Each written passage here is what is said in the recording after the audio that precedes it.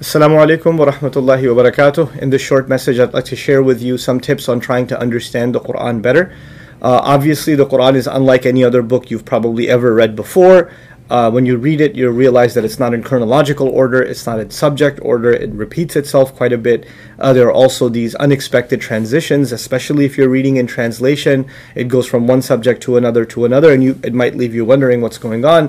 Not to mention, there are ayat, there are verses or statements in the Quran that if you don't understand some context behind them and you just read them at face value, it might leave you pretty confused.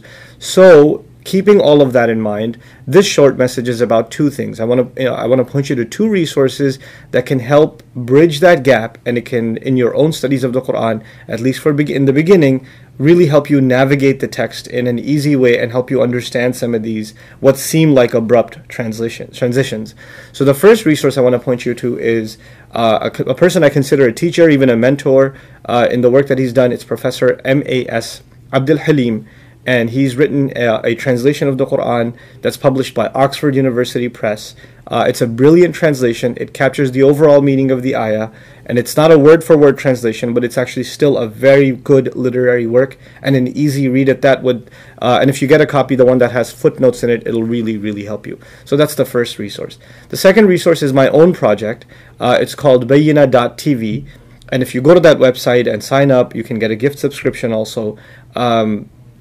It has a series called Cover to Cover, where I've actually explained the Quran in brief from one end to the other. And I don't expect you to go through the entire hundreds of hours of video, overnight or over a month or even over a year. The point of that was you study a little bit of the Quran and you need somewhat of an explanation or maybe a walkthrough of what's going on in this chapter or what's going on this page. Well, there's a resource for you that discusses it in easy English. So that's the point of that. So between these two resources, I think you can have a pretty healthy, growing relationship with the Quran and building a solid understanding. And inshallah, after that grows and you cross certain milestones within these two resources, then there are other more advanced resources that'll just open up to you anyway.